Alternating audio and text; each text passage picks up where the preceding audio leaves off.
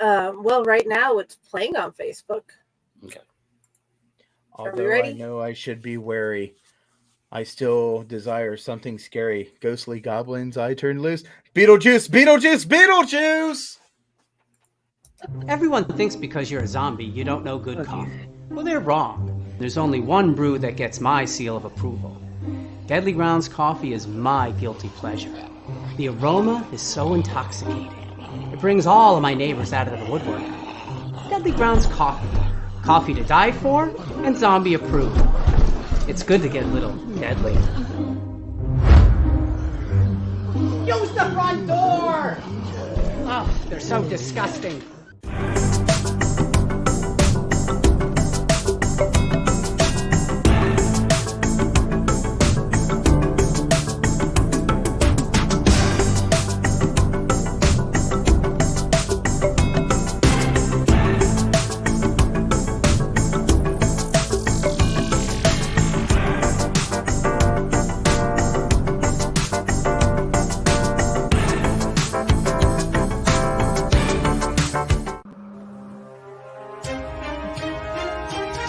The Dorkening and all affiliated shows are not intended for anyone under the age of 18. The following may contain discussions or scenes that have adult situations, graphic violence, nudity, strong sexual content, and graphic language. This show is intended for mature audiences only. Viewer discretion is advised. You're watching Tanner's Haunted Secrets On the Outline Network. What they say. Dun, dun, dun. There's a secret sound hidden deep within the center of the earth. Until you listen closely enough, you can hear it. And it sounds like razors through flesh. We are merely here to turn up the volume.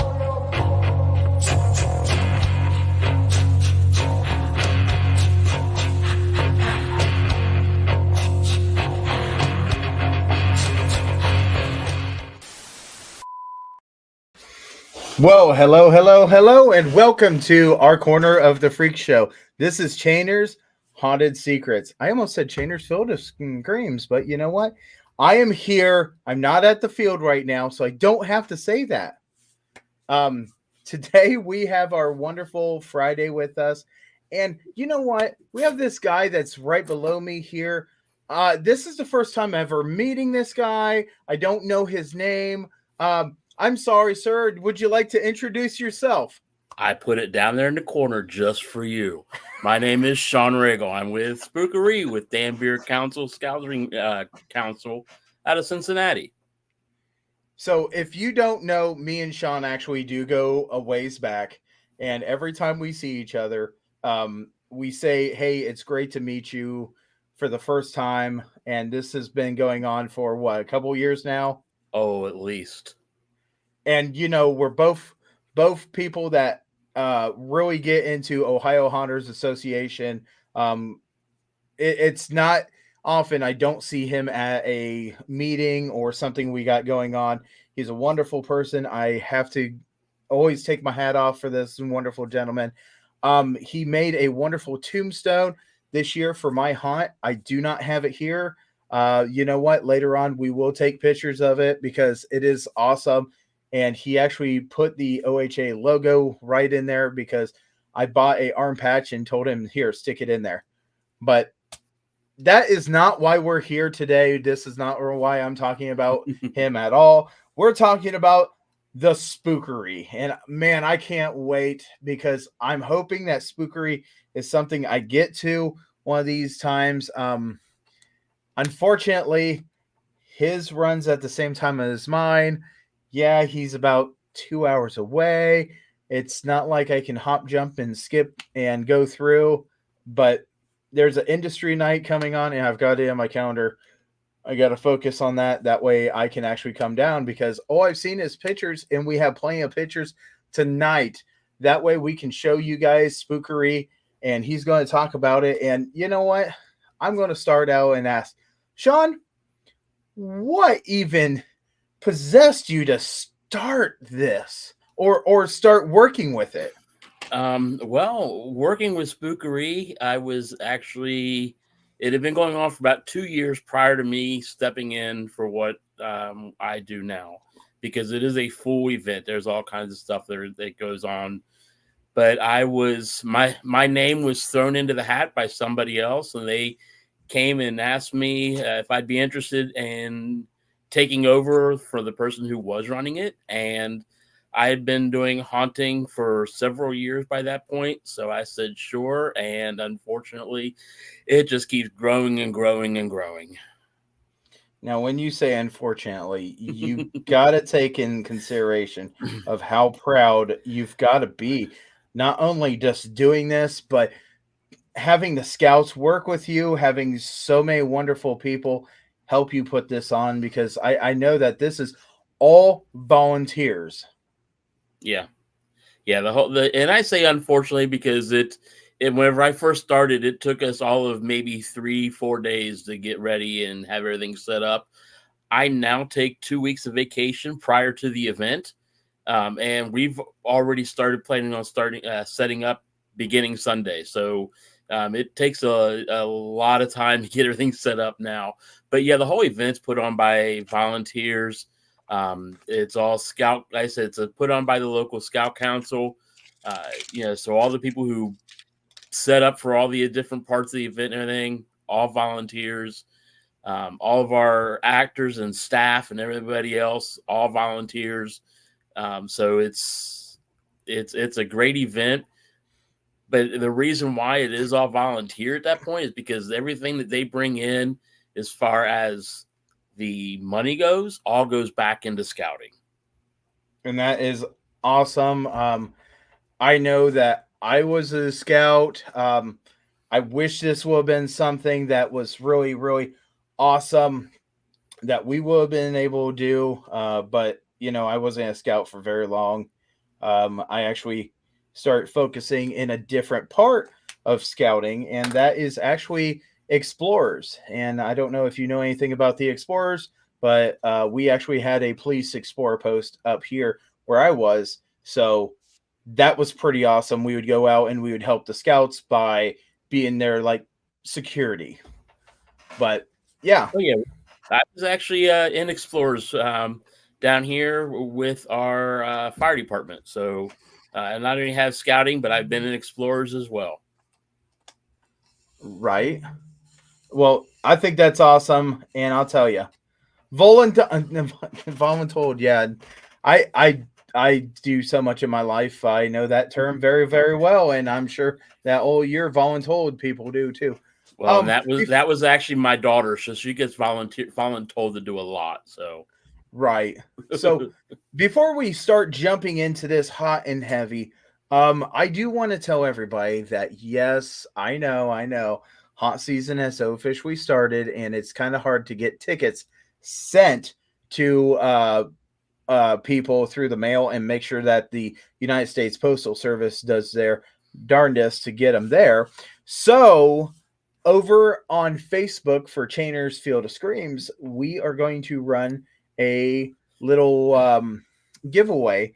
One person is going to win 2 tickets, and as soon as I've look at everybody and see who was all in there and who actually did the hashtag, I'm going to go and I'm going to pick one person, contact them, and tell them that they have a special code with 2 tickets waiting for them.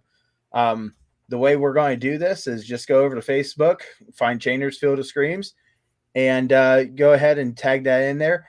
I know I'm going to do it.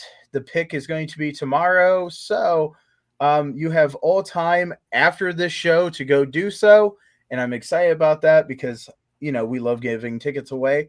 So there is the little reminder that you need to do that. But Sean, this isn't about my haunt. It truly isn't. It's about everything that you and your haunt is doing, and I don't know exactly if we want to start questions or if we want to go ahead and go through some of these pictures, because there is a lot of pictures. I told you I could have sent more. Oh, I know. And trust me, I think it's wonderful what you did send, because it gives a lot of people a pretty good idea of what to look at and what they're looking at. So, Well, like I said, and I've said this before, we kind of run on that premise that we're a professional haunt on a home haunter's budget. So a lot of the stuff that we have and a lot of stuff that you'll see, we've made, sitting in my parents' garage and things like that. So it's accumulated over years too. Just like the candles there. And this is actually part of our upstairs area because we do have a scary section and a non-scary section. So our upstairs is non-scary. So we got, just some skeletons, other decorations. They can go up there and actually look down and watch all the older kids get scared when they go through the bottom part.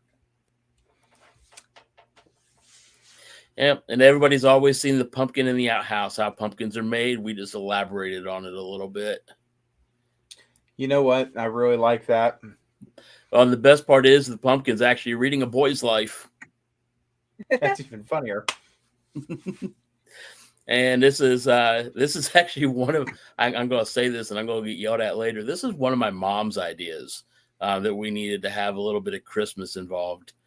So we actually did this, and this is again up on our second floor non-scary section.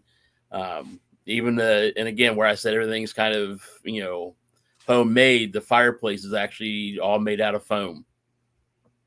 Well, I'll tell you, wow.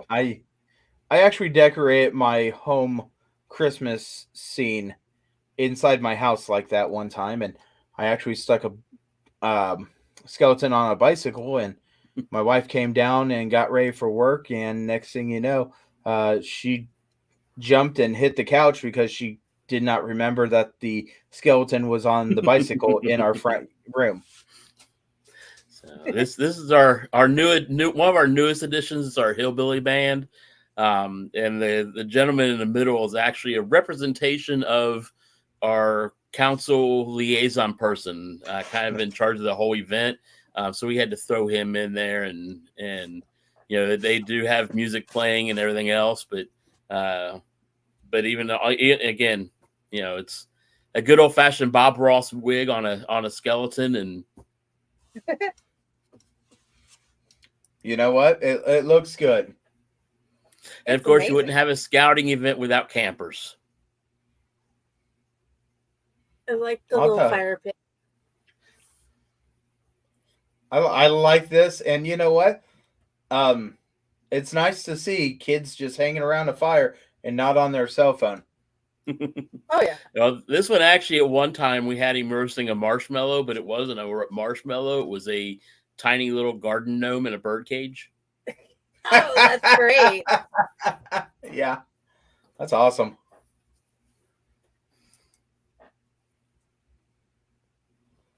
And a Halloween party with bobbing for apples. Yes, Bob. And the funniest thing is bobbing for apples. And when you're bobbing for apples, you actually got one that's going through. Yeah, and not everybody notices that one. So yeah, he's already started digesting that one. So I don't know how he swallowed the whole apple, but whatever. Well, you don't have any muscles, you can unlock your jaw pretty easy. Oh yeah. So this is actually our schoolroom. So the whole event, all the rooms, they don't actually walk through the rooms. There's a pathway that goes around the inside of the castle, and it's got an open courtyard. It's about a 50 by 100 foot courtyard. And the rooms actually during the summertime are used as sleeping quarters for Cub Scouts during summer camps. Oh. And then we kick them out and we come in. All of the walls are all just foam panels, and we start moving in.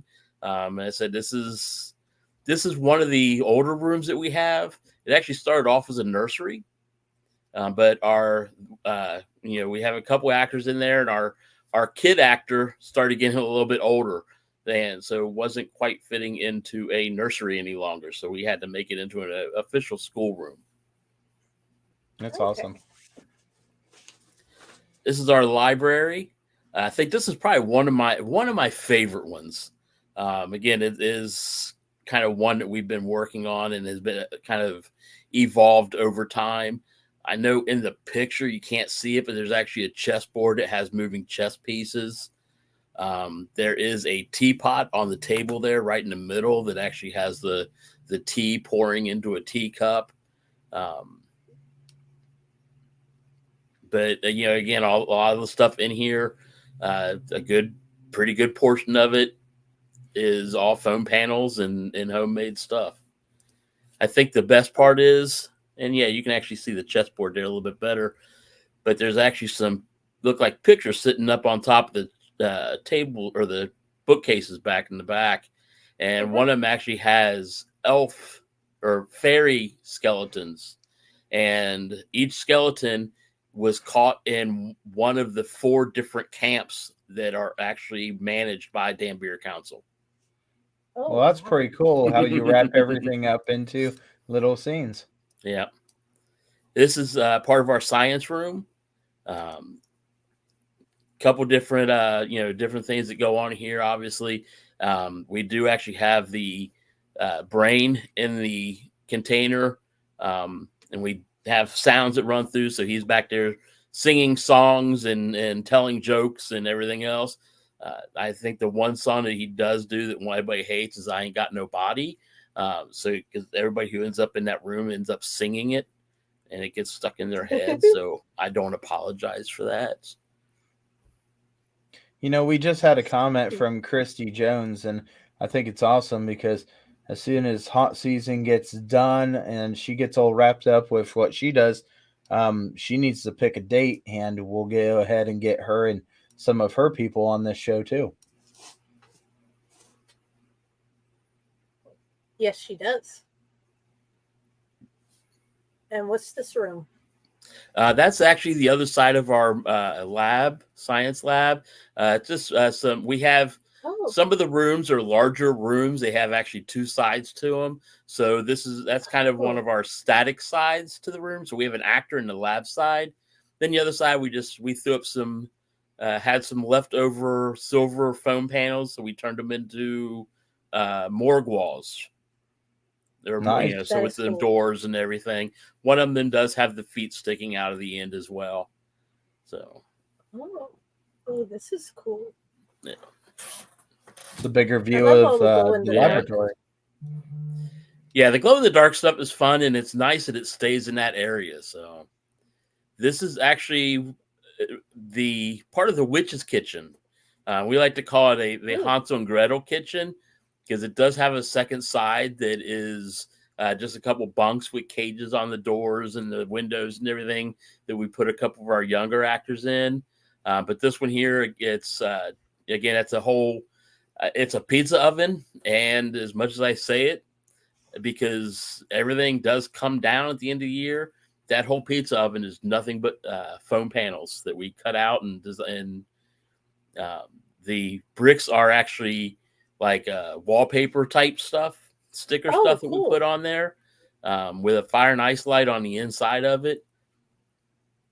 So I think you actually have a couple that have the other side of the room in it too. But I can't remember if I sent one that. I think there might be another one. We'll find it though. But that's actually, there you go. So we have a whole shelf over on the one wall that has all kinds of candles and little witchy knickknacks and things like that on it, and a whole table that's loaded. And this whole room is just full of candles. They're either LED candles or PVC pipe candles that I've made at home that are all LED lights in them as well. This is part of our greenhouse. This is something I've been looking at doing something along this lines for a while, and stumbled across some video that was done down at Dark Hour with Alan Hops down in Plano, Texas. So the whole lattice section there on the right-hand side of that picture, that's all elastic. So we actually have an actor that stands behind that, and they can spread the elastic open and stick their heads out of it as people are walking by. Oh, wow. I feel like I need to hijack that.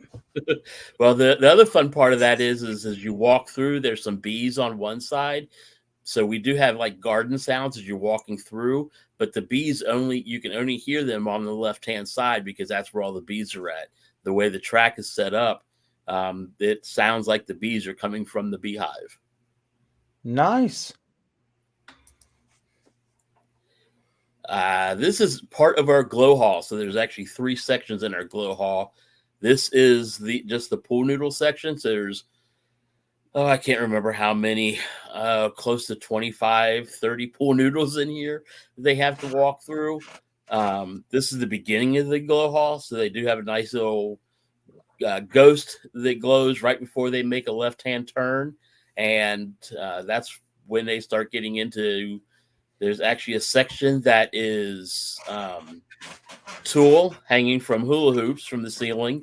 They have to try to go through. And then there is this part, which is all, glow in the dark face masks attached to the walls. I know there's some people who hate walking through this section because every time they do, there's just all these faces looking back at them. I will promise I won't mention my mom's name whenever I talk about that, but hey. In our whole castle, we even on the outside, we light it all up. So the whole castle is actually lit up in red lights. So I just had my buddy pop in here, and this is McLovin, and McLovin actually is a former Sydney Haunted Woods worker along with me, and we're glad that he's here because when we get to questions part, I want him to start asking questions too. This is the main entrance area. This again takes them into the scary section as they go through this part. It's all the beef netting spider web. So they come through here and they make a left, and that's when they start going through the scary section. Then there's actually 2 sets of stairs on each side that they use to go through and get up to the non-scary section with all the skeletons and everything else. Oh, I see them now. Yeah. Our jail cell. Everybody's got to have a jail cell, it seems like, and everybody's got to have a drop panel. And this is actually a really nice one because I've seen all the drop panels that people have used where they just use a piece of plywood and just kind of let things slide up and down the plywood. We actually used 14-inch drawer slides. So they're actually on a set of ball bearing slides that go up and down. So when it drops fast. Oh. Wow. That is our dungeon area. Had one of our actors try to, had some ideas a couple years ago, wanted to do like a pirate ship. Well, it's kind of hard to do a pirate ship inside a castle. So we actually ended up turning around and doing the dungeon. This is the box, honestly, just an empty box with some chains that he likes to slam around on them. And the wall along the outside are all individual bricks that were cut out of foam. We had a family day painting out in the garage and went out and started gluing them all into the wall panels. Wow. That's just another side, another direction of the dungeon area. It's just a different angle. All the brick on the back side of that particular scene is actually individual red bricks painted on an old tent canvas. That is awesome. And time consuming. Yes. This is part of our newest area, which is our, it's just a crypt area. We do have the little signs and everything up towards the end that talk about renting coffins and things like that. We have the cremation chamber that's set up right by one of our windows. I'm not sure I sent a picture, but there's actually, okay, I did. That door is actually all solid. It's a piece of solid plexiglass. It's about a good 2-inch thick piece of plexiglass. So when the actors are on the inside, and I've actually done it, you can take full run up into that and slam into it. Holy cow. Yeah. And this is part of that same hallway with all the name panels attached to them. And this one is the articles. Is that that's where I said it had like advertisements for like coffins and funeral homes and stuff like that. But there are some other stuff that is kind of thrown in there. If you look in the top right-hand corner, there's our Sandworm. Beetlejuice sandworm. There's actually some parts in there about, and I thought it was funny because I think there are actual articles about somebody who was breaking into people's houses and cutting their hair. So, which was really great because at the same time, we actually added another barbershop room the same year.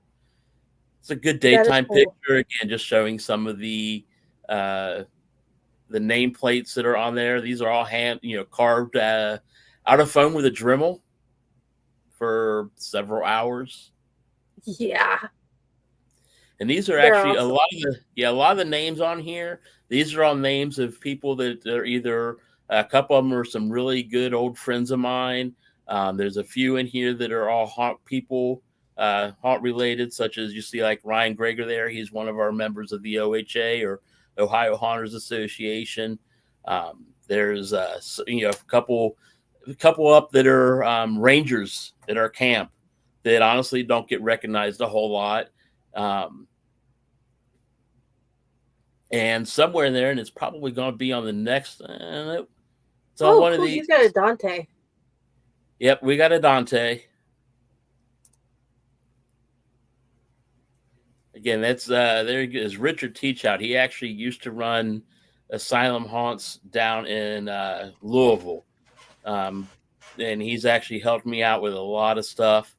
There we have Max Bryant, our Ohio Haunters Association president.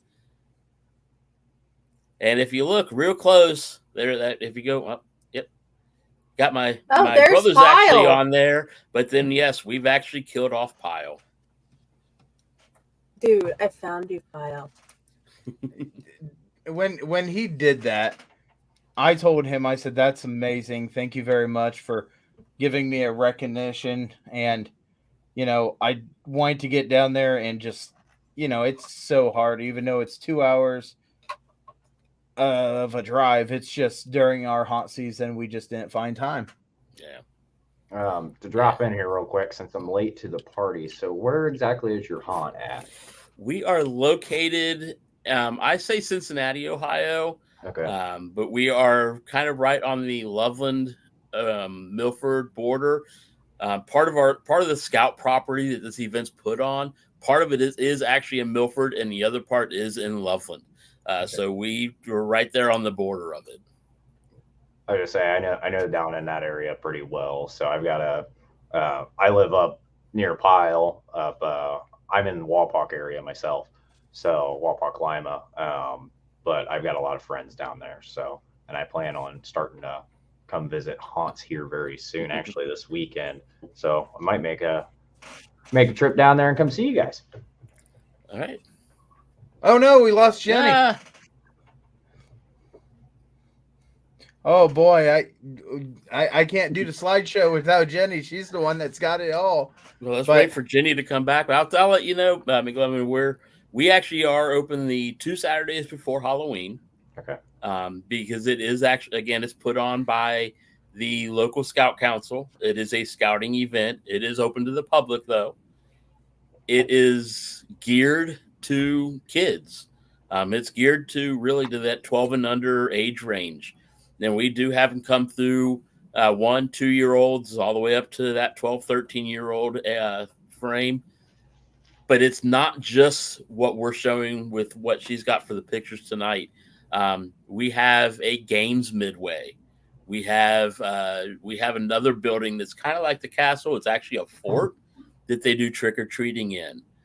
We have a spooky trail. We have food, things like that.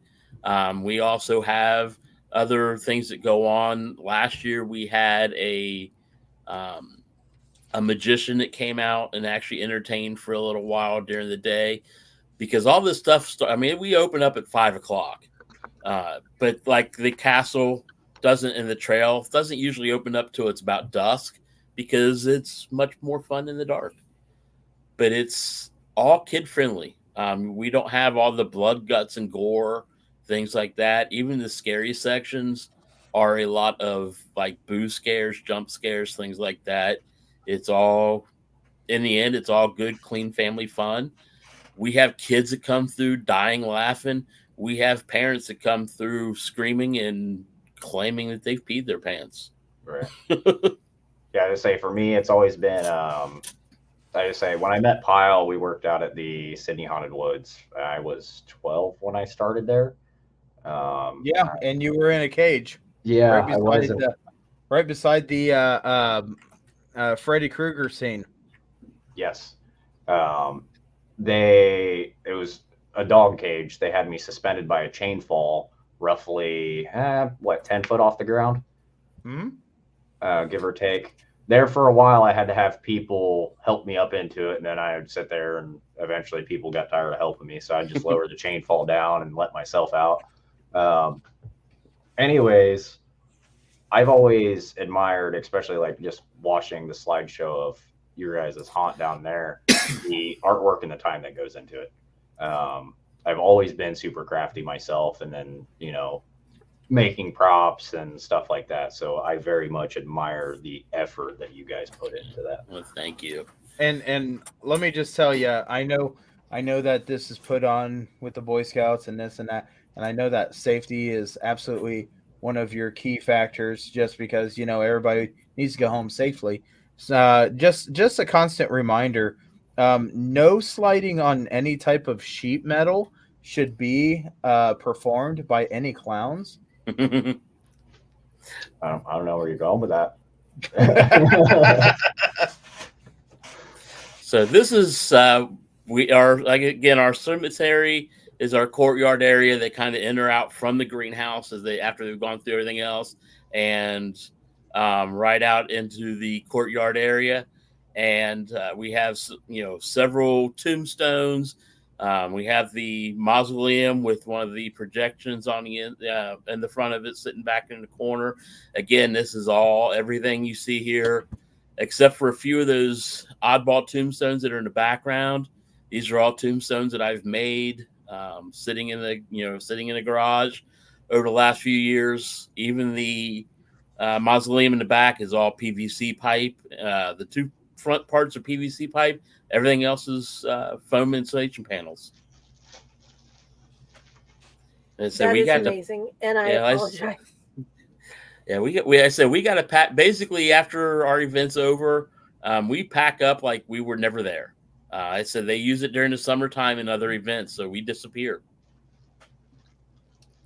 I was actually part of a haunted woods that they would take a few hours, set everything up. We would haunt a few. Then in less than an hour, we'd have everything packed up, ready to go, and it was like you never knew that we existed. So this is our outhouse. The fun part of this one here is we actually have the outhouse that we showed earlier with the pumpkin in it. And one year we had a windstorm come through and took the roof off of the outhouse. It had disappeared. I bet it was a good 3-4 years. We still didn't know what happened to that roof of that outhouse till one day I happened to look behind some bushes in front of the castle, and it had been there the whole time. So I actually grabbed it, brought it home, and made an outhouse tombstone with it. That is so cool. And yes, the moon is actually cut out, so it's lit up on the inside. This is and I'm sorry, McLovin, this is our one and only clown. So and again, all the games in the back there. We have like the dart heart or heart dart. There's a limb ring toss, so it's like a couple of feet and a couple of hands with barbed wire rings, things like that. They don't actually get to play these games. It is just part of the scene, even though several people have tried to. This is one of those. This is, I will say, probably one of the ones that get a lot of people, but that's a lot mainly because they come around a big brick wall, and then all of a sudden there's a clown in their face. Yeah, to say there's always definitely at least somebody who's terrified of clowns. Yeah, with some capacity. Yeah, clowns and chainsaws. This one girl was deadly afraid of a clown with a chainsaw. And next thing you know, there was confetti because a clown got stuck in the chainsaw. Again, don't know what you're talking about. This is our butcher.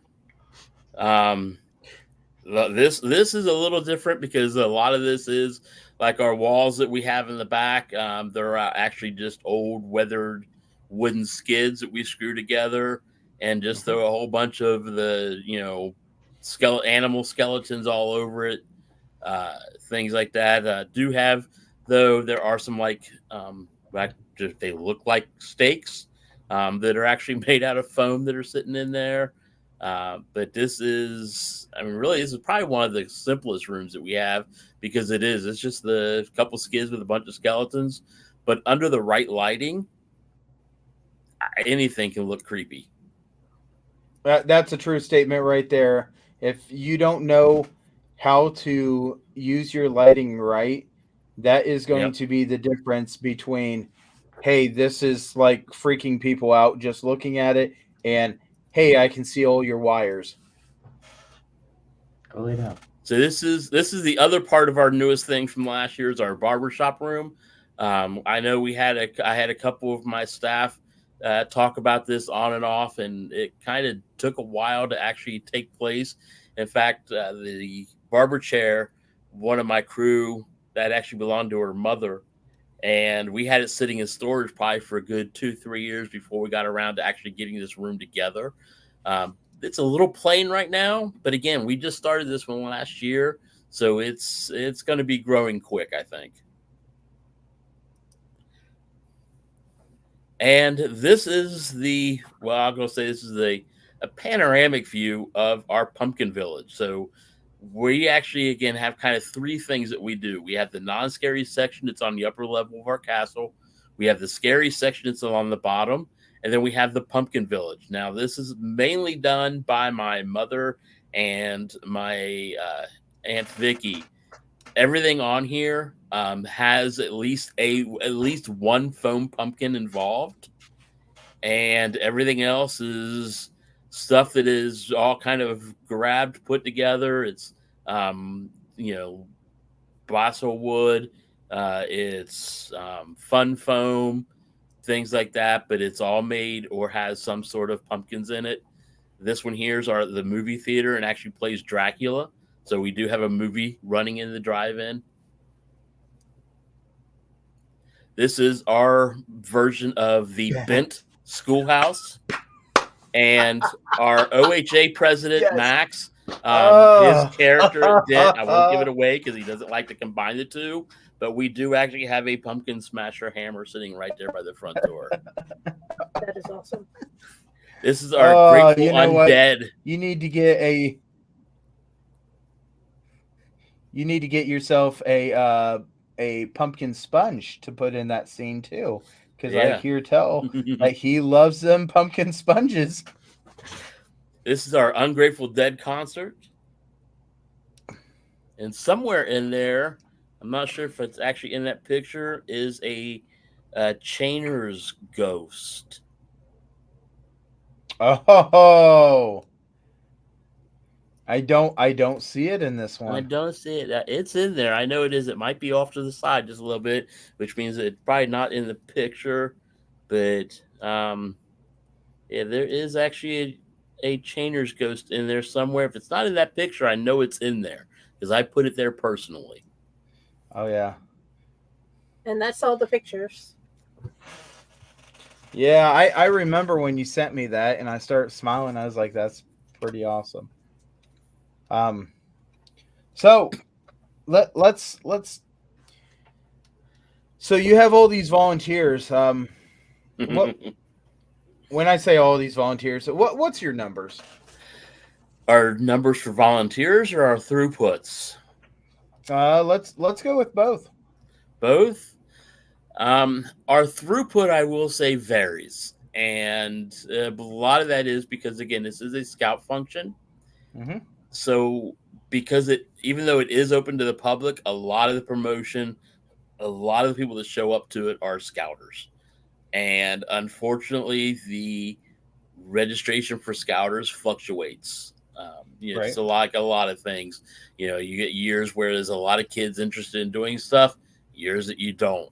So those type of numbers do fluctuate. I think we had our biggest number that I can recall, and this is for total, so it's parents and kids.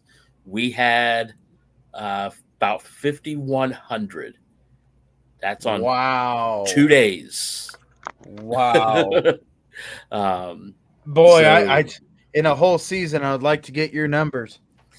well, now, and I know we've touched on this a little bit. The whole event, like I said, is geared towards the kids. Right. So right. even though we have a lot of numbers, we don't charge parents to come through the event. Right. 18 years and older are free to get into the event, and I believe it's 4 and under are free. So, even so, there is a lot of numbers, but there, as far as what we bring in, and I know a lot of haunts say, "Well, I'd love to have those kind of numbers." The numbers are great. It's still it's probably still one of our biggest fundraisers. Right. But it's not something that would, when you start looking like a professional haunt, that would be able to keep a professional haunt running. Right. And, honestly, if we were that type of professional haunt and we were not a professional charity haunt, our numbers would not keep us running and we would be done. Yep. But we do it because of what we can do with it, and we have 2 slogans. One is where screams do the most good, and the other one is even fear has a smile, because you go through, you're scared, the fear is showing on your face, but when you leave, you can also smile knowing that you donated to something that was going to help. Right. And I said, everything we bring in stays within Dan Beer Council. That's awesome. Helps with the upkeep of the camps, things like that. So it all stays within council. Now, as far as volunteers go, that's a whole nother subject. I have a pretty good crew consisting of about, I'd say maybe 8, 9 people total who help me throughout the year doing different things.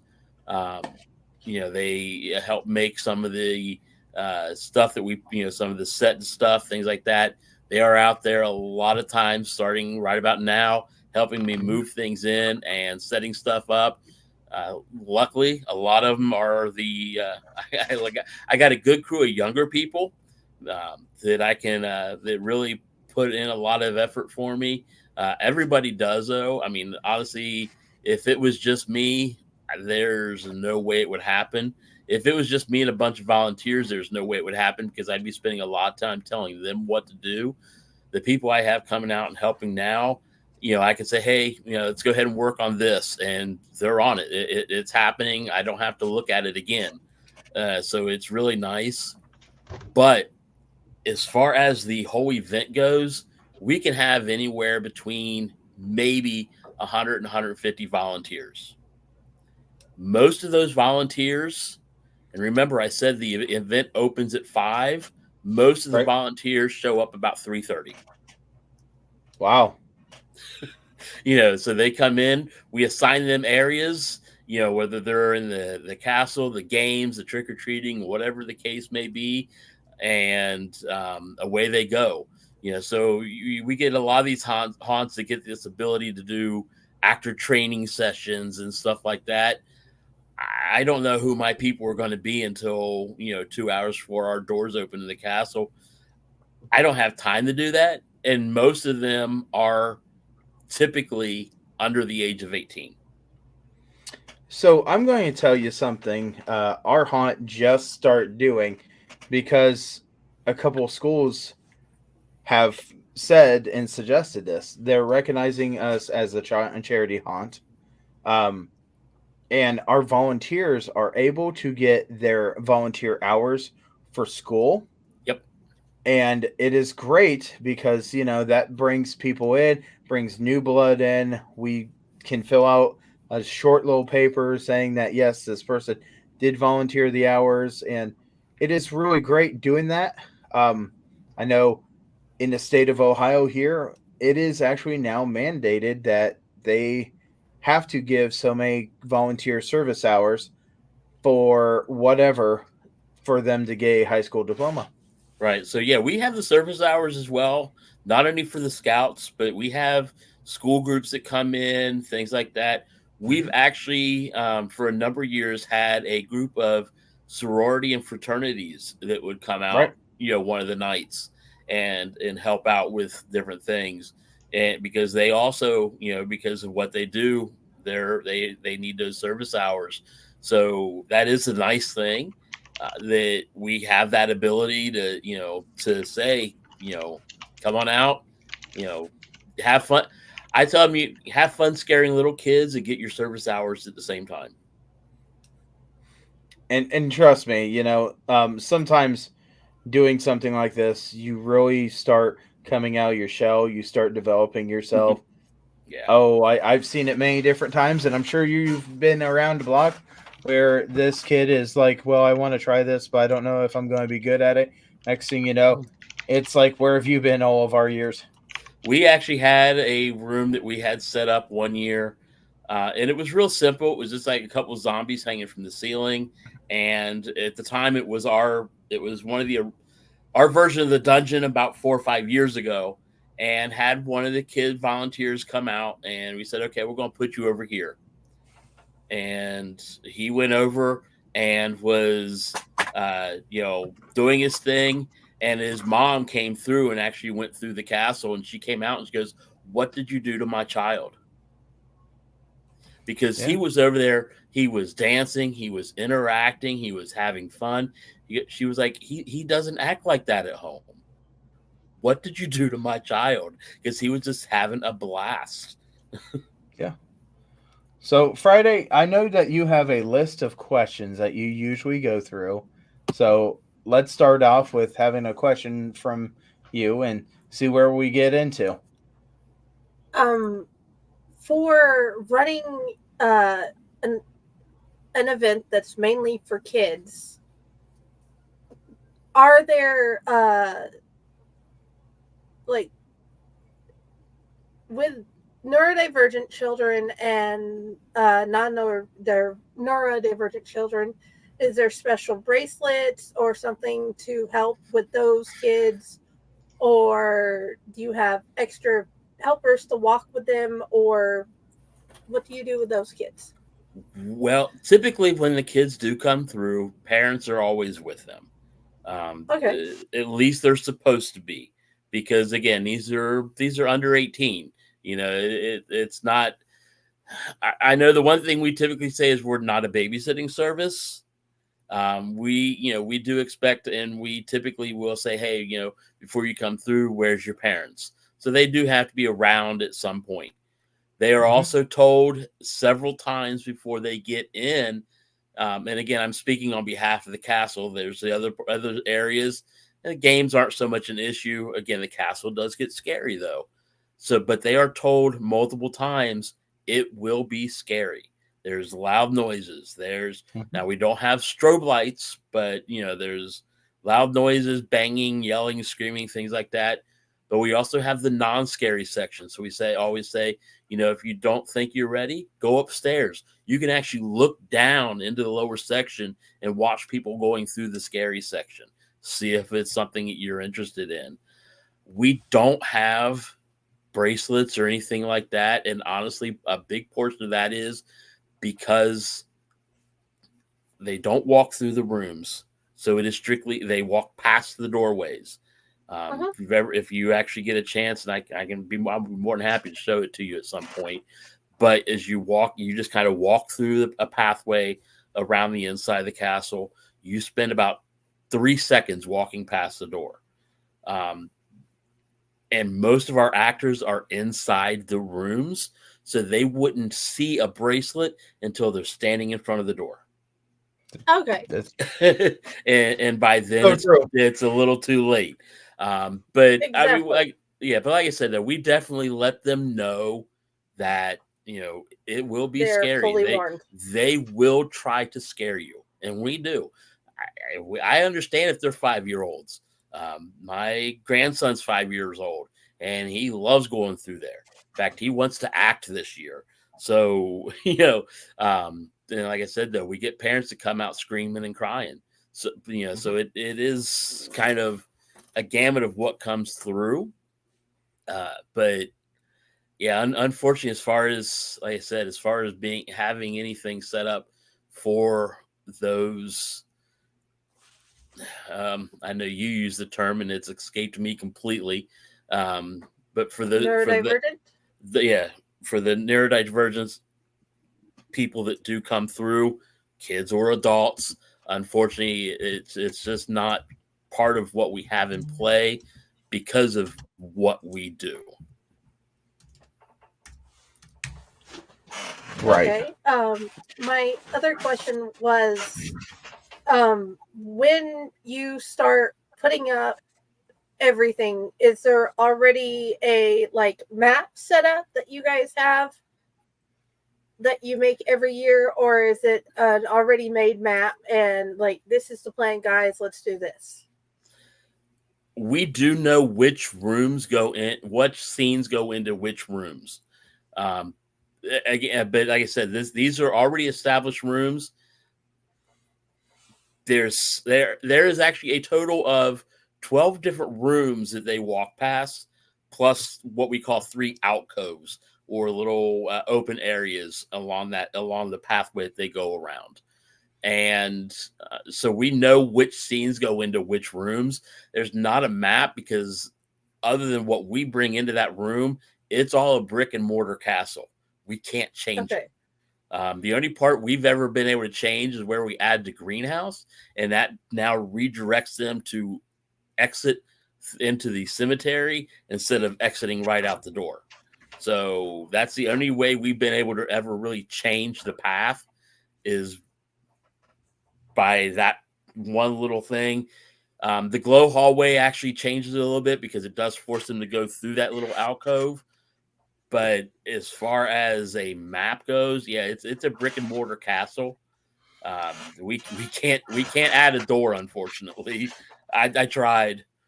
Well, in other castles, they've added, they bring in their stuff and they add extra space within the spaces that are in.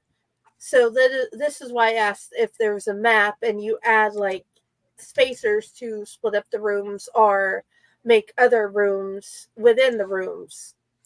Was my original thought process. Yeah, because they do just walk past the rooms, they don't walk through them. There's really no diversions that end up taking place, because there's only, in any of the rooms there's only one door to get in, one door to get out. And unfortunately, one of the things that we have an issue with is we don't really have an easy way to necessarily send in a group of 6 and then wait 30 seconds and then send another group of 6 and wait. I mean, usually when we open the door, we have a couple hundred people lined up ready to come in, and it's basically open the door and here they come. So we don't have the ability to actually even send them into the rooms. So my question is, do you change up your scenes every once in a while, or are these the scenes that you've been seeing for years? You just keep on adding different scenes? We do attempt to change things on occasion. Like last year, we had where we saw the crypt panels was actually just an old picture hallway, with creepy pictures and stuff like that going down the hallways. And then the barbershop was what I call the zombie room, which is where that glass door was. So last year, we actually added the crypt hallway in the barbershop. Unfortunately, this year, there's really not going to be any new rooms or anything. There's going to be stuff added to the rooms that are there. I do try to change at least one room per year if it can be done. We don't have the ability to change. I know some places you'll hear them say that, we change 30% of the haunt every year. We don't have the space I'd have to sell off 30% of my haunt every year to be able to have the spaces to store it. Nor do we really have the finances to do that. Like we said, this is a nonprofit. I don't make any money off of this. So even though I do get reimbursed for some, I let a lot of that money go back into the camp like it's supposed to. So I would not be able to financially do 30% of the haunt every year. So we do try to change it up. It's just not all of it all at once. So with the, I was going to say, I have one part. So you mentioned instead of having it broke up by groups, it's kind of like a free flowing system, correct? Right. So is that a lot of improv oriented, or are there specific things to your different rooms where you have skits that go along with that, or is it a mix of both? I would say it's a mix of both. I do have, and especially for some of the bigger rooms, like our school room, the two actors I have in the school room have been out there with me for the last, 8-9 years, something like that, I think.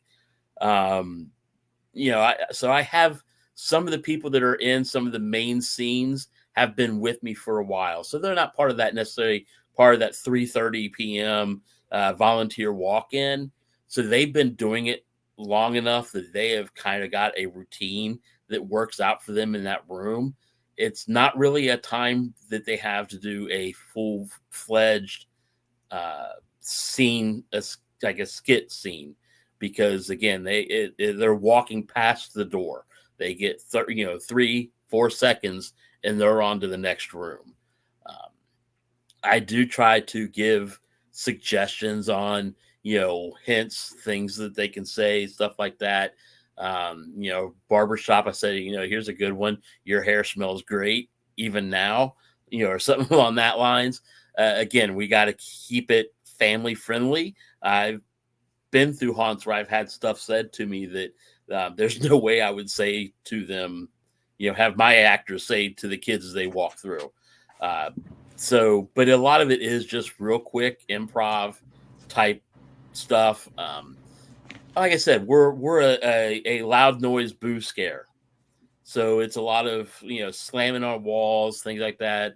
The librarian has a book that I put metal strips inside, so the librarian or whoever's in that room can slam the book shut. It makes that loud noise. So they really don't even have to have a lot of lines that they have to be able to present. Good. Fair enough. Cool. So I will tell you, I think Spook-O-Ree is one of those that everybody should go there, see what they have to offer. I know it would help out the Boy Scouts if you bring little ones. And it sounds like this is also a type of haunt that would be a good starter haunt for people to start getting in the industry. I know ours is considered a starter haunt. That way people can go through ours, see how it is. Okay, you didn't make it through. Let's go ahead and try you here in a couple years. Sounds like yours is a little more friendlier than mine. Which you don't have Chainer. I know exactly. You've already said there is no room for Chainer at yours. Well, I mean, I'm not going to say there's no room for Chainers at mine. Chainer just wouldn't be able to bring Grandpa with him. I mean. And that's hard. That's really kind of hard because he's part of the family now. Yeah, I know. I understand. But yeah, this sounds like a really great haunt. That way people can really start their kids, try your hardest to get through. I know that we have. Go ahead. We have adults that I know that we actually have a group of adults that I know, like my parents' mailman saw us making stuff in our out in the garage one time, so she came out. She didn't come out with kids or anybody else. She just wanted to come out and see it. So we do actually have adults that just come out on their own just because they want to check it out. Which that's awesome. So I know here in a few seconds we're going to go to commercial, and I think that when we come back from commercial, you will disappear like a phantom through the night, right? Or are you staying for the Or are you staying for the second half? I mean, I'll be more than happy to hang around for a little bit. I may not stay all for the entire second half, but yeah, I'll hang around. I don't have a problem with that. All right. So we're going to go ahead and do this whole commercial thing, which I know everybody's like, why commercials? It's because we've got to be able to pay for something somehow. So we'll be right back with you guys.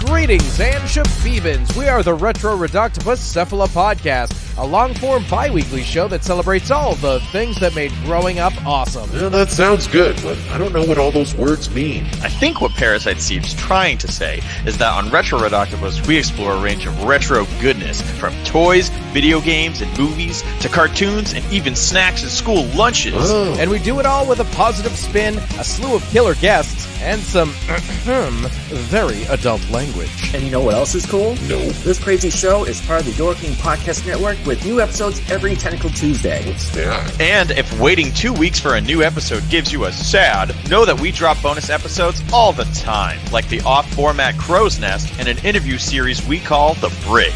You can listen to Retro Reductopus on Apple Podcasts, Spotify, Stitcher, or any app that's cool enough to carry the only show that celebrates all the things that make growing up awesome.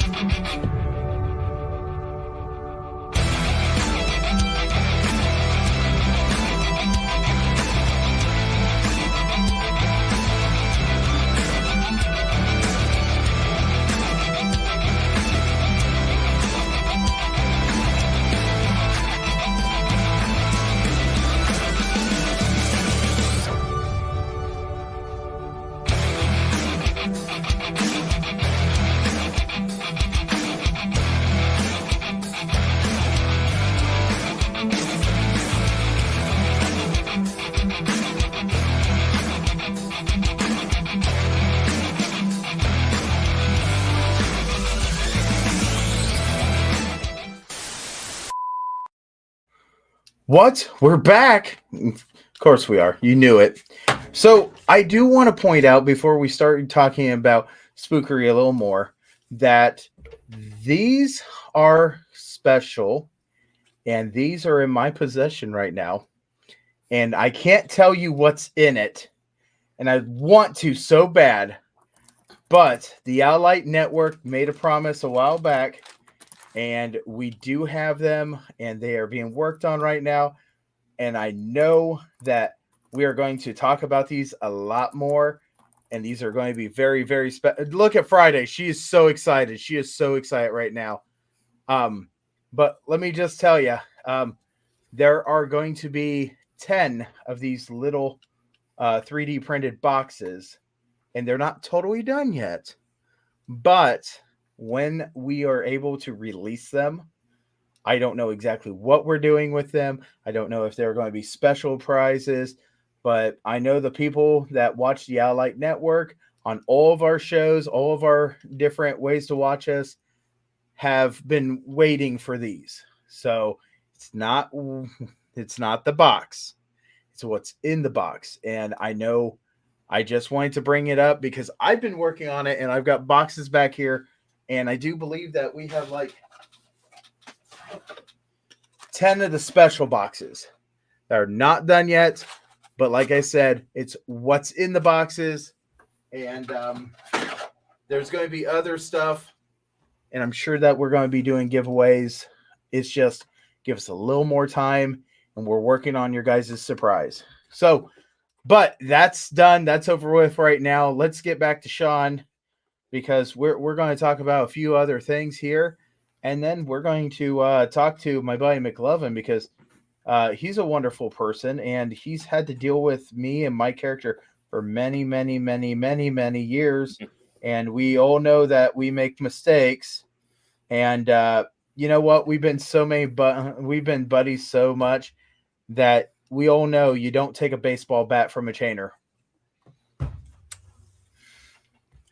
But okay, Sean, back to you. Let's start talking about other stuff here. Yeah. I will say, I mean, and I know we've kind of touched on it here and there as to what I've done and everything else. And I've been doing the Spook-O-Ree Castle now for, I believe we calculated 16 years. So I've been doing this for quite some time just out there. I actually started doing haunt stuff when I was about 13 years old. So I started my mom and dad's front yard, about 40 years ago, before the internet, before YouTube, and learning how to do all this fun stuff. Was already, starting to get into scaring people as they come up to the front porch. And, so I've been around for a while, but I tell you what, if you're watching and you've wanted to do something, you can definitely start in that front yard and just start small. You will learn so much stuff. I said, there's plenty of YouTube channels out there. I've learned how to do stuff and have had ideas come up watching home renovation shows. It's like, hey, that's an interesting idea. It's, of course, I've done home renovation by using haunt tactics as well. So, and I'll tell you, years and years and years and years ago, there was at one point a little pile, and I say a little pile because I was young, and I was actually really skinny too. But I know that's hard to believe nowadays. But I remember wanting to scare the kids on the bus. So I took a pair of my dad's pants and I filled them up with leaves and stuck them on my swing set and made it look like a pair of pants was swinging back and forth. And I thought, well, you know what? I could do better. And as I went and I scared trick-or-treaters at my grandma's house, and my grandma coming out and throwing candy at me and telling me to stop doing that. That's not nice. These kids, they're good kids. She didn't quite understand, but towards the end of her life, she seen what we did and what we were developing. And she said, so this is what started that. No, what started it was a pair of pants with leaves in it. And it's grown so much that, in my household, we used to stand in, the corner of a doorway, and I would wait for my brother to come through and try to scare him, and we would do that all the time. So yeah, I get it. You start scaring along, at a young age, and then started getting in with school and scouting, things like that, and my a couple younger ones that I actually was in school with happened to be that my parents were friends with their parents, and this gentleman just within last year finished up his 65th year. Actually, I think it might have been 67. Anyway, over 65 years of home haunting. He had been doing it for decades before I even got involved in it. but he was always, I could go to him with questions. We'd go over there for Halloween and I'd ask about this and that, and he would tell me how he did it and things like that. So, the haunt community itself is great. Everybody's willing to share their ideas or thoughts on how to do things, even if they haven't already done it. But that's kind of how I got started. It's family friend going over and seeing his, seeing his garage and his front yard all set up like his garage was like a lab, front yard like a cemetery. There's actually several items in my haunt that he has given to me that he was no longer using. So I have, like the chandelier in our witch's kitchen, came from him. There's several things that are in there that actually came from, I guess you could say, from my mentor whenever I started doing this.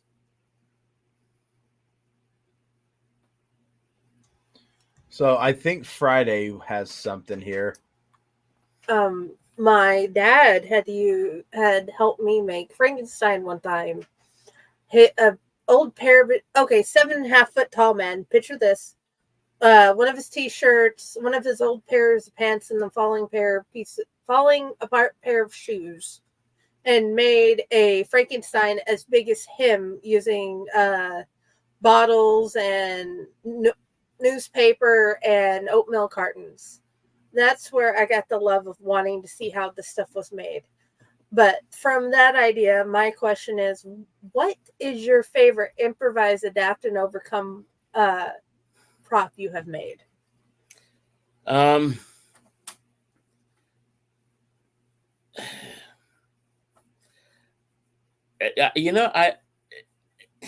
a hard one. I would have to honestly say, oddly enough, is the mausoleum. The mausoleum actually started off as a 8-foot tall structure. So it was 8 foot tall. It was at least 10 foot wide. And it had a couple panels that went back, and it was just a monstrosity. I mean, it was just incredibly huge. And then we kind of broke it down into what you saw in that picture.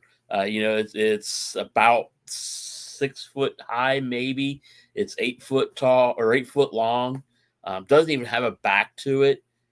Problem with that is where we are, we're not only in a floodplain, but we're at the bottom of a giant hill. When the wind blows, we actually had one time the wind was blowing so strong, it ripped a 4-inch eye bolt out of one of the walls that was holding up our pathway curtains. So the wind is just crazy.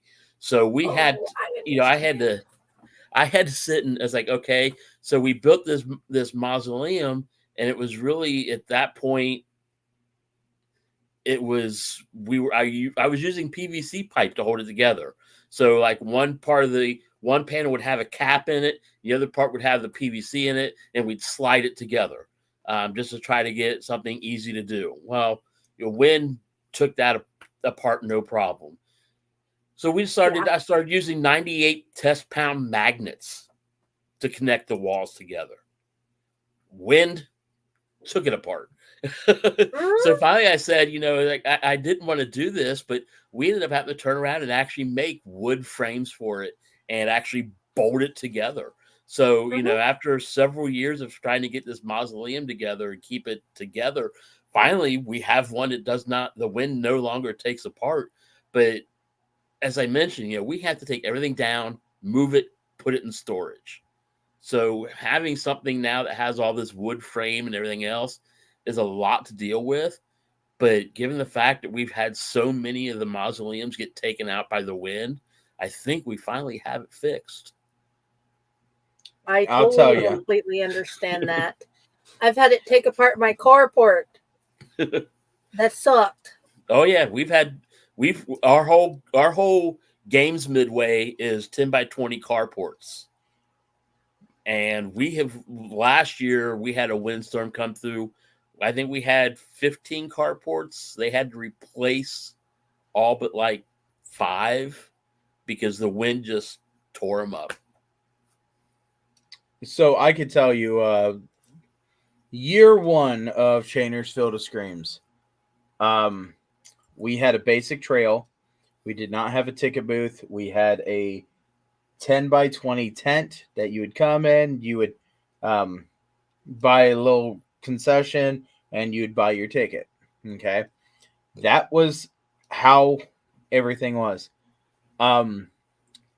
One day we were sitting there and just watching how this tent was starting to roll away end over end. We took a ground stake along with a dog corkscrew chain, put it down in the ground, and this tent still was moving. There was no happiness. There was nothing. It took it. Once it took it, it ripped the tent, made and destroyed it, bent pieces of metal in it. Everything was horribly wrong with that. And it was like the last weekend of our haunt. And they asked me, are we going to shut down or are we going to? I said, the wind calmed down because the sun went down.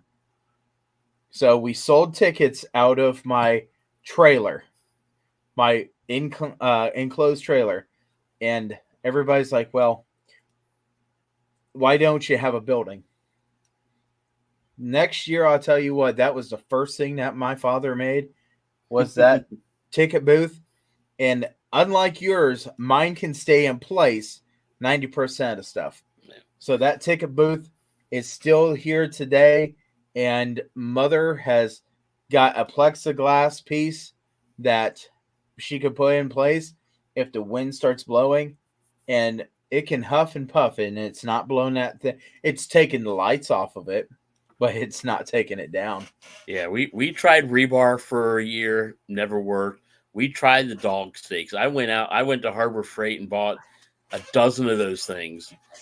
Did not help. The only thing I have actually found that has worked so far is cinder blocks and ratchet straps. You know, your cinder blocks on the ground. You can't use the regular rope or anything like that because that doesn't help. I actually have ratchet straps, and we just strap that thing down. That's the only thing that's like actually kept any of our canopies in place. With the ratchet straps, something that just a note on that might be a little bit quicker, not terribly, but if you got to replace some of them in the future, have you seen those quick cinch straps for like kayaks and stuff? Yeah. I'm going to say that might be a good alternative if you need more in the future too, and you need something you can put up and tear down rather quickly. I love those things. I didn't trust them at first myself, and then I got a handful of them, and I've held down some stuff in pretty high winds that should not have stayed there, and those straps don't give. So our wind around here, it gets so bad.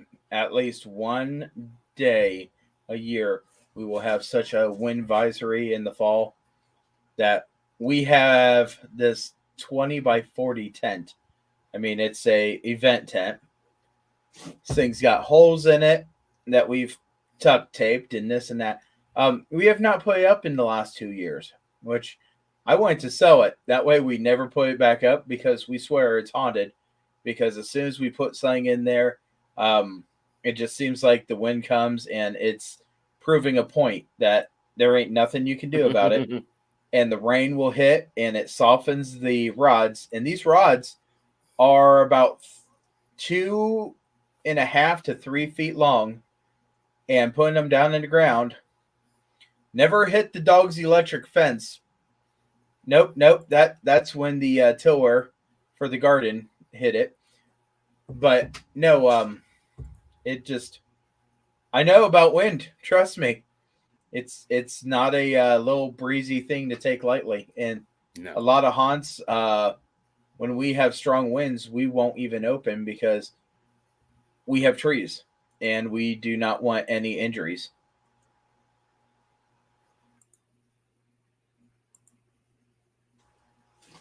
But so talk about this Spook-O-Ree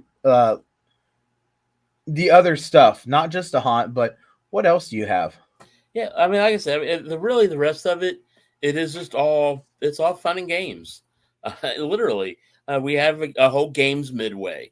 With a couple dozen games that they come out and play. It's a lot of the carnival, the school carnival games that you see, like the ring toss, ball toss, things like that, beanbag, cornhole type things. The fun part of it is they do they do buy tickets. Tickets are really cheap.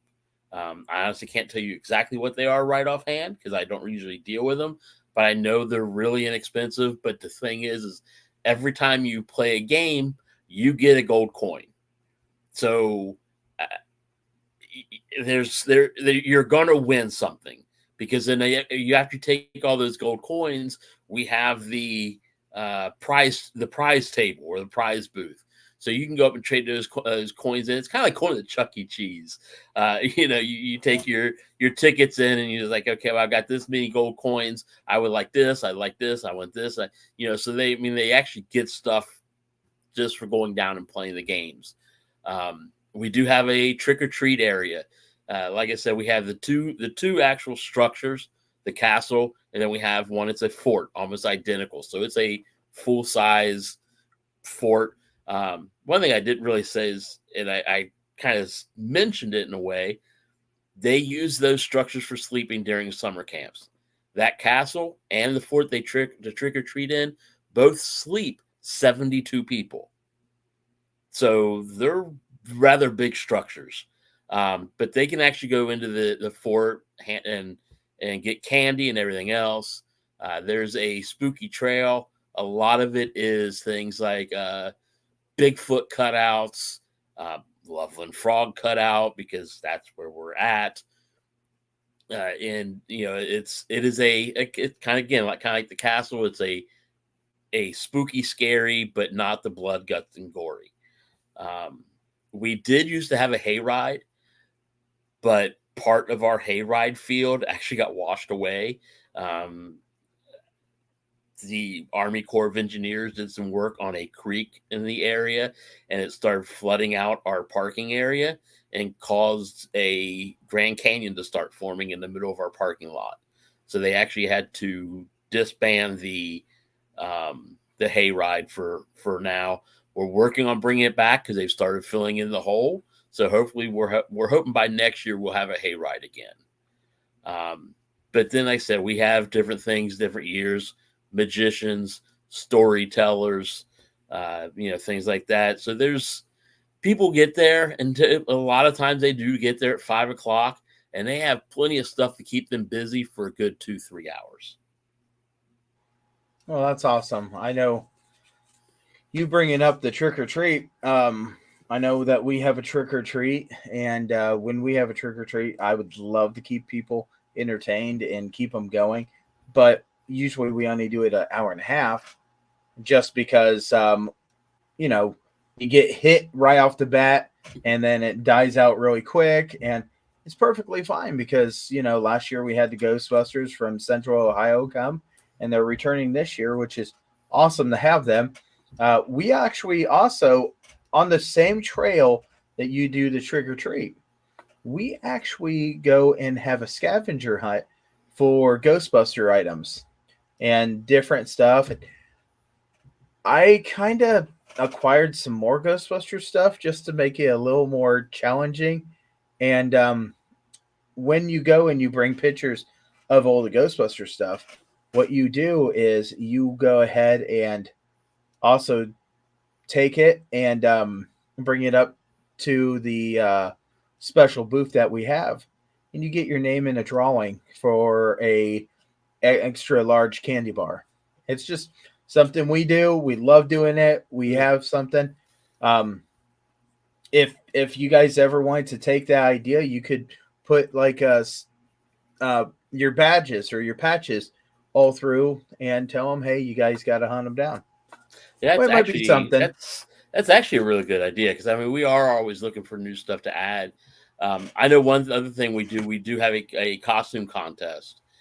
So some of our costumes, especially being Scouts, they get pretty darn elaborate. I mean, we're not talking, going to Spirit Halloween or Walmart or something like that. I mean, some of the costumes that have come in have just been outrageously done. I mean, just over the top, really cool costumes.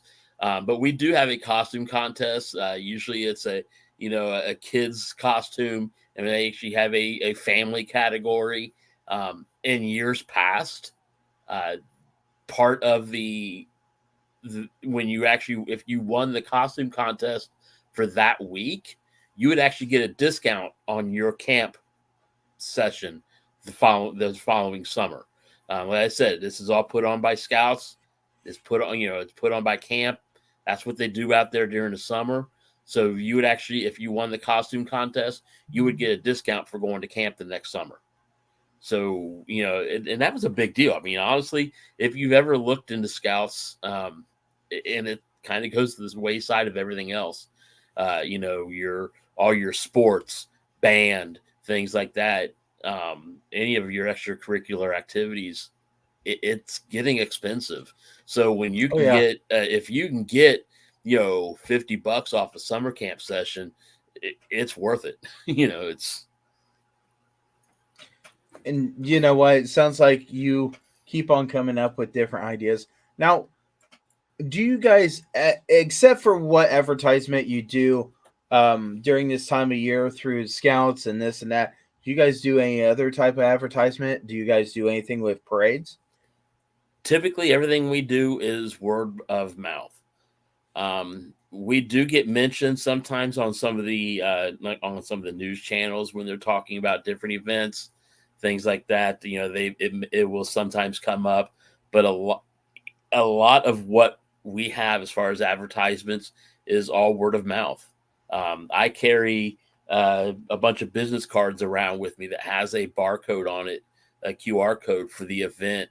So if we see kids at a store or something like that, and I'm always wearing my Spook-O-Ree shirts or a Halloween shirt of some sort, and somebody will say something about it. I'm like, hey, check this out.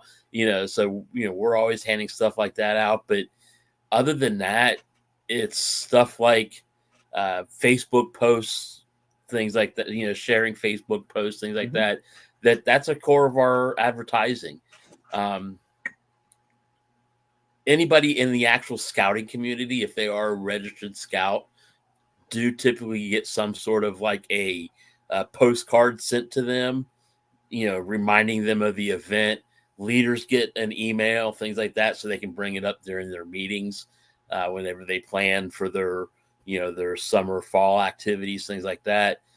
But yeah, we don't have billboards, radio commercials, things like that. We don't have any of that. So you were talking about sending out postcards or something to Scouts. What happens if there's a scout that is from a different scouting area? Are they able to contact you and say, hey, I'm thinking about this, might be cool. Me and my dad want to come down and see it, but I want to help you? I mean, as far as helping out and actually volunteering for the event, I have part of the group that I have that help me on a regular basis. One of them no longer, but is a friend of mine and her daughter. They used to live up in Fostoria. So they would drive 4 hours down here to help on the weekend, help scare the little kids. She lives down here now, so she's closer. So, she's been a little bit more involved, but this is a recent. So we just really started getting involved in this, with her being closer. But, I said they would drive 4 hours to come down and help out. As far as people coming down and actually attending the event, we don't care where you come from.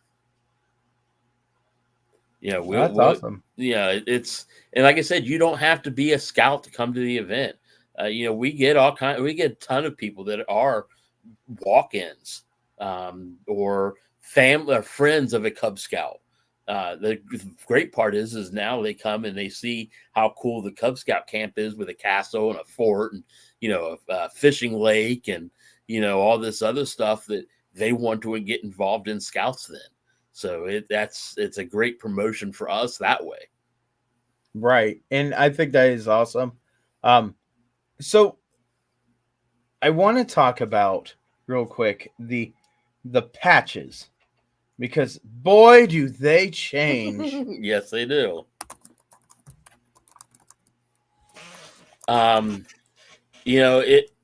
The patches and so forth. Like I said, we turn around and get each year determine what our character or icon is going to be for that year.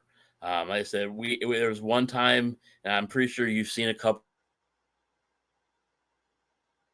I think I've given you a couple of those patches where we had just like a kid werewolf and a Frankenstein and just little comical characters and stuff like that.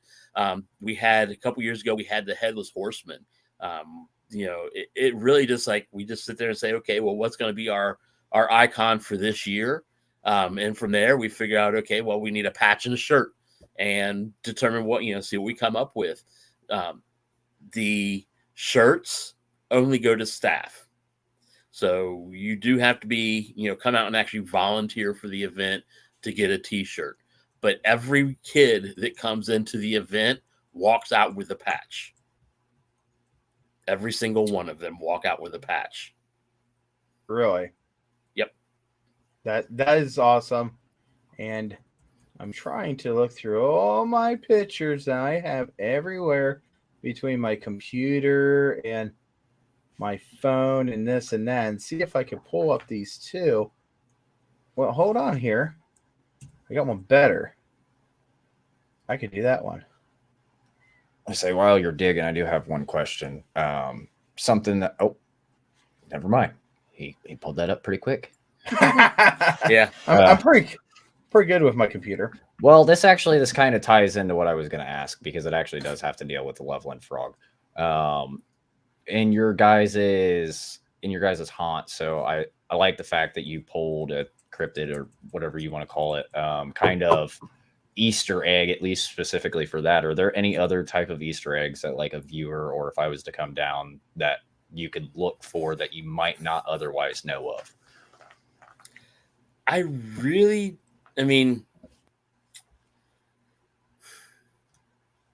Not specifically, no. There are things that I have, like in the castle, that have that are Scout related, like with the dungeon scene that she was showing. We got the big walls that go around the front of it with the doors in the front, and it actually has two candle torches that stick out. The placard for the candle torches are fleur-de-lis, which is one of the symbols used throughout Scouting. So there's things like that. I wouldn't say that there's things that I wouldn't necessarily say there's things that if you weren't involved in Scouting, you would recognize per se, at least not intentional. Right. I'm not sure. Yeah, I'm not sure if you were here I think you came in afterwards. We have our library scene. Our library scene has a bunch of just stuff on the shelves and everything else. One of the things on the shelves is a box, like a shadow box that has fairy skeletons in them. Each fairy skeleton has a label underneath it that actually is said where that fairy skeleton was found. And we have 4 camps that are within the Danbury Council Scout Reservation. And so each one was found at a different camp, and it actually has a date that they were found. And the date that they were found was the date that camp was actually founded. Okay. So there are some Easter eggs then. It's just, which, I mean, with them being more Scout related, that makes sense because that's your targeted audience. Right. So it's just curiosity. Now I'm sure Friday has something because she just came back. So I know how she is. She does a lot of research on trying to figure out what question she wants to ask. Sorry about that. There was a kid thing that needed to be taken care of. McLovin, I do have questions. What are your characters, and are they your OCs, or were they given to you by inheritance? I missed that last part. Are they your original characters, or were they given to you by inheritance? Okay, so the Pile, if you can pull up that one photo I sent you. I sent it can. to you. Yeah, I was gonna say I sent that to you intentionally. Because that is, I am sitting in the on the crate in the jester outfit. Pile is casually walking in the background if you didn't see him hiding back there. But that is one of my, I guess, a semi-original. So I started off, I wish we had a photo of the dog cage. When I first got into haunting, it was, Pyle mentioned earlier, I was in a dog cage suspended from a tree. I was very tiny, so this worked tremendously well. I had it was a oversized camouflage jacket. Basically all of my clothing was oversized. I don't remember what mask I was wearing when I was doing that. Do you by chance, Pyle? Because I know I wasn't a clown. I don't think I was yet. No, I thought you just took a whole bunch of dirt, put it on your face, and start screaming at people. No, I know I had almost every inch of my skin that was covered. And a lot of people would question if I was real or if I was a prop. Because I thought of, the tiniest, like, how can I make myself the stillest physically possible when they're approaching, down to controlling my breath work where you couldn't see me breathing through my clothes. And then I was on kind of the back side of the tree. I had a light shining on me, and I always listen to the group. They're pondering, oh, it's a prop, it's not a prop. They're kind of back and forth. And then normally about a third to half the groups pass me, and they're like, well, it's not doing anything, so obviously it's a prop. At that point, you have me grabbing onto the cage and then forcing the door of the dog cage open hard enough that I am, halfway out of this thing, almost falling out of it. And simultaneously, the cage is flying around the tree because I'm just suspended by a chain fall. So that's where it started. And I think that's where I really proved myself. And then I did want to be one of the clowns. My cousins actually who got me into the haunt out there, and that's where he was. So it was kind of one of those, he was like a big brother to me. And I wanted to be with him.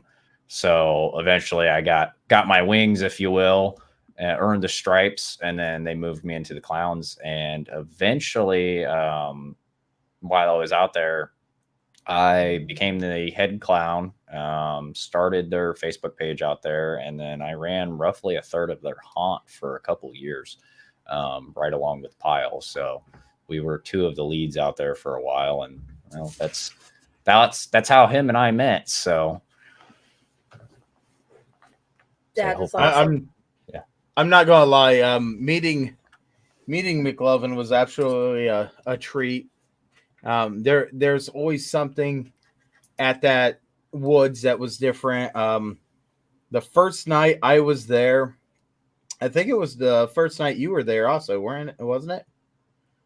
I was gonna say you have to go into the story for me to. Well, the first night I was there, there was a fire not too far away from him, and when I talk about safety, I want to make sure that everybody is safe in your haunt and putting thoughts into this and that. Yep, and I know exactly where you're at on this one. And as they had a fire not too far away from them, they built that fire up pretty good because that was the scene for Freddy Krueger. And one of the terrible things was the fire got too extreme, and they didn't know how to get the fire to get down a little bit. Well, as all the monsters are kind of running out of the actual woods area to make sure that they don't get trapped if the fire gets out of control anymore, someone said something about, what about that kid that's in the cage? And someone said, well, I think he can get down. And someone said, no, he can't. So someone had to actually run over to him and get him down. As I looked at them, I said, "Do you guys know how to control this at all, or are we just trying to figure out what we're doing here?" And as soon as I made that comment, somebody said, "Well, if you have a great idea, we'd like to hear it really quick because the fire extinguishers ain't doing nothing." I said, Oh, you guys are being legit. Here, let me help you." So I started taking dirt and shovels full of dirt, and I just start throwing dirt on there, which was actually something that my dad taught me, and I had to use it one time prior, and that was at a scout campout. That's ironic for you, Sean. But we actually used a whole bunch of dirt and start putting it on the fire, which got it under control. Anything that was on fire stayed in there. Anything that was out of fire got pulled away from the fire. And that was the time that I'm pretty sure that was your first night too. That wasn't first night. That was first season. So I had been in the cage for, I want to say probably 3 weekends at that point. And keep in mind, I had no clue anything was wrong, right? I just know, hey, this fire got really warm, and this fire is 100 foot, maybe 150 foot behind me. And I can feel the heat radiating off of it because the flames were every bit of 15 foot tall. About to start catching limbs in the trees above it on fire. So it was very much out of control. They obviously, I mean, it implemented new safety policies out there for them. So kudos on that aspect. But they would use what they called gas bombs, if you will. And it was just a little bit of gas that was inside of water bottles and throw that in to get the fire to flare up. Too many were thrown in, and then it spread outside of where it was supposed to be contained, which is how we got in that situation. But I do remember you actually, Pyle, you were the one that brought it up of like, hey, you know, we got somebody that's still in the cage. And Earl was the one that came in, and I basically climbed on his shoulders to get out of the cage. So that was a very interesting time. Yeah, as soon as you mentioned the fire, I was like, I know exactly what he's talking about. Yeah. So we always want to be responsible, and I sure that Spook-O-Ree wants to be responsible. Make sure that season is one of those seasons that we really got to watch the fire because everything's been so dry. Even though that we actually got some rain, it's just not enough. We're the scout camp. We still don't use live fires. Fair enough. I did have something that he sent me, and this is all the patches.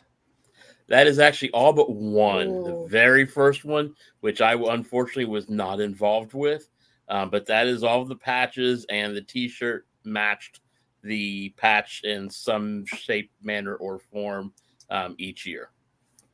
Do you have a favorite on this so far? I do. My favorite is the Scarecrow, and as simple as it looks, it's because I do have one character that I've only been able to use one time, but it is a Scarecrow character. And strangely enough, the only time I was able to use him was for the next year, where you see the one that says Boo Through. That was our 2020 event. We actually did a drive-through Halloween haunted house event through part of our camp. We had several gravel roads, and we opened the gates, and people actually drove all the way through the camp. We had different scenes, like a carnival scene and a headless horseman, butcher, cemetery, all kinds of different scenes set up, and people would actually come through and just drive, put their windows down, kids hanging out of the sunroofs and stuff like that, and they'd drive through and get scared. So I'm going to say that the patch that you're looking for is the 06, right? Yes. I will tell you right now, if anybody's got that patch, I bet you if you're not using that patch and you really don't have a certain love for that patch, I'm sure that this dear man, Sean, would absolutely love to get that patch. And you know what? if you could ever figure out what was on it, I would love to hunt that patch down and put it in. It was something similar to the 2009, which is the one that looks like the pumpkin next to the spider, but it was like fall leaves, things like that. And as of right now, we are only aware of 2 that are in existence. Okay, so just putting it out there, if anybody ever did scouting and they had taken part of this, and that patch doesn't mean that much to you as much as it might to this wonderful gentleman, because he's had this collection, he's put his heart and soul into this. I know that he would love to acquire that patch. Yes, I would.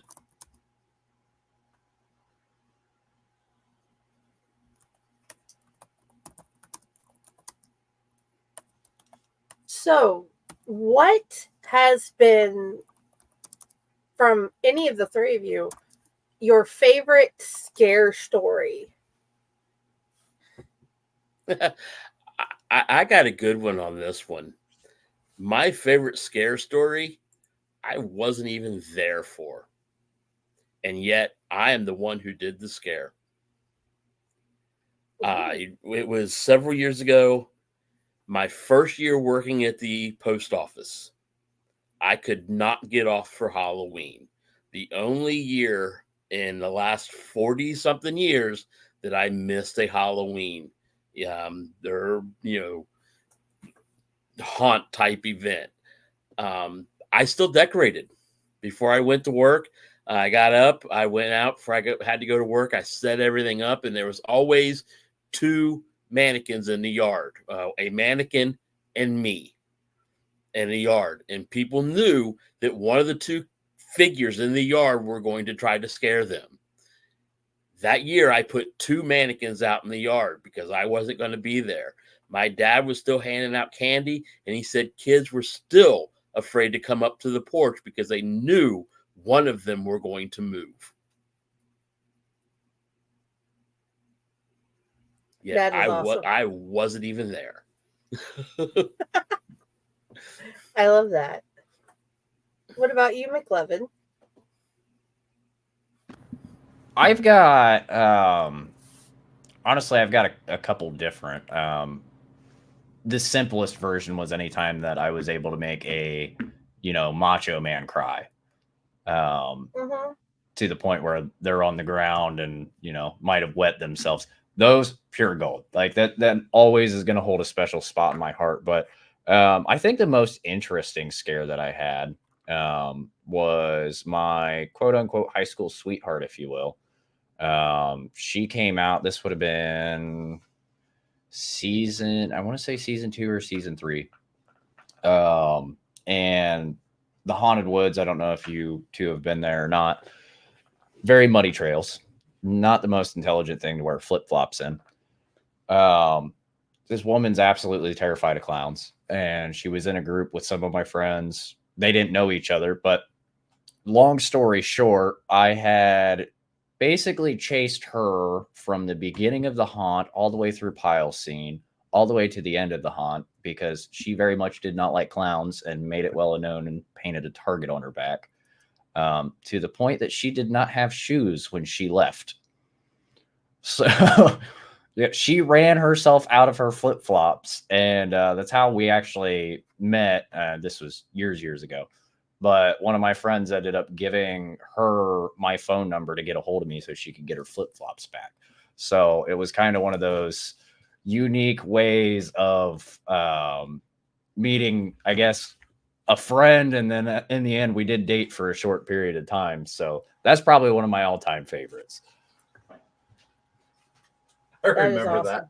Yeah, I was gonna say I saw you belly laughing over there, but you had your mic muted. Yes.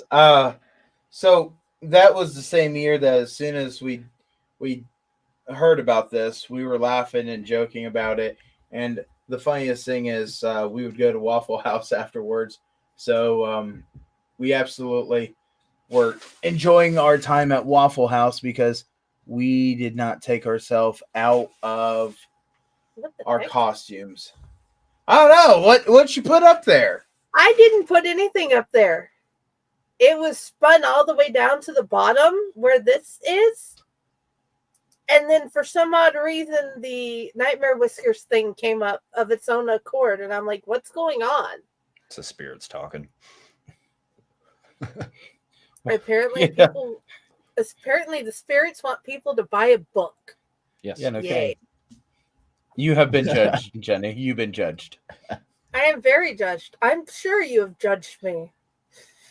At some point, I'm going to come and I'm going to say, hey, Jennifer's here to get you. And then y'all are going to screw me hard with the skittles.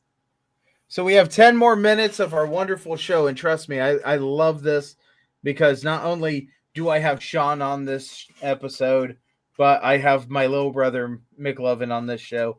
And yes, I will call him my little brother every single time because that wonderful man there has always been there for me, and he was actually in my wedding. But if I could find, and trust me, I went to the Sydney Hyatt Woods Facebook page and scrolled, and I cannot find the video. It is somewhere in the years of McLovin playing the clown with Buttermilk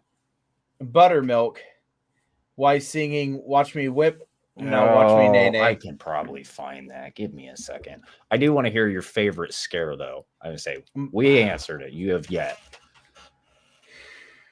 I've had so many scares. Anywhere from making a girl pass out to making a guy regret his decisions.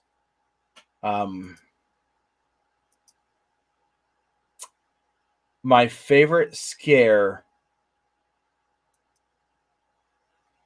was a guide. At Sydney Haunt Woods. So let me go ahead and play this in this aspect. Sydney Haunt Woods was a woods that they actually had guides. You had usually a guide in the front, but sometimes you had a guide in the back.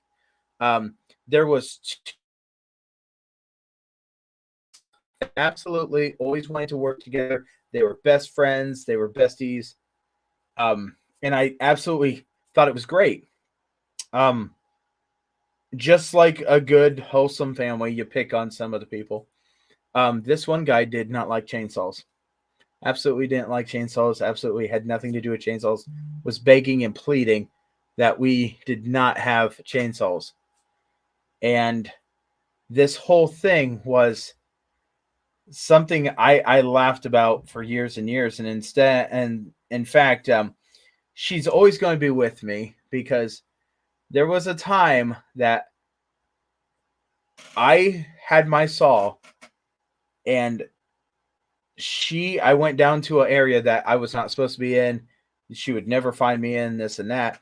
And I kept on popping up and I would show her my saw and then I would walk away.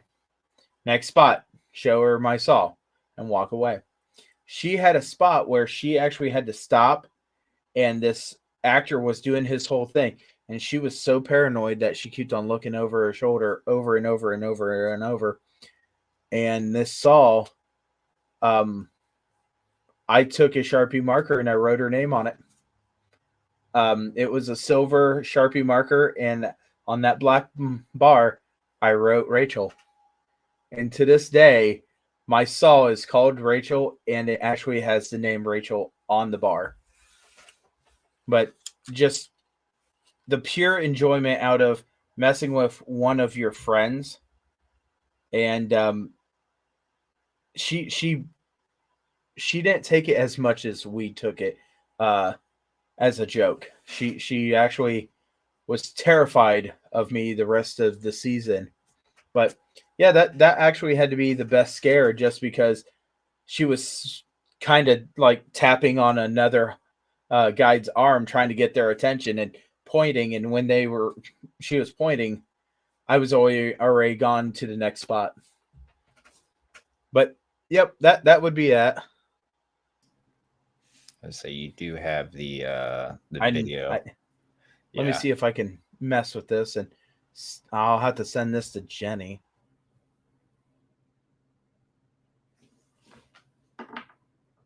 But yeah, I was gonna say I remember the good old Rachel Saul. So we had a lot of good scares, and I mean I think everybody in the Haunter community kind of messes with each other to some capacity. Some of my friends that I see on a regular basis that aren't super into Halloween, it kind of upsets them because there's a desensitized. I can't say the word. Desensitized. Yes. So it's like for me when people try to scare me, and then I just kind of look at them like, good attempt. You tried. Better luck next time.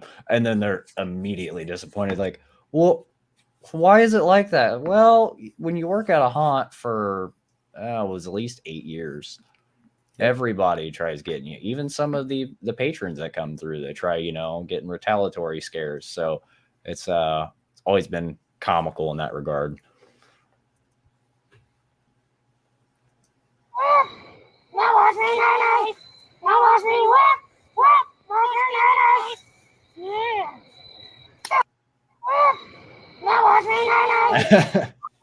I forgot that video existed. There's Sorry, I'm trying to get it to stop. Pause.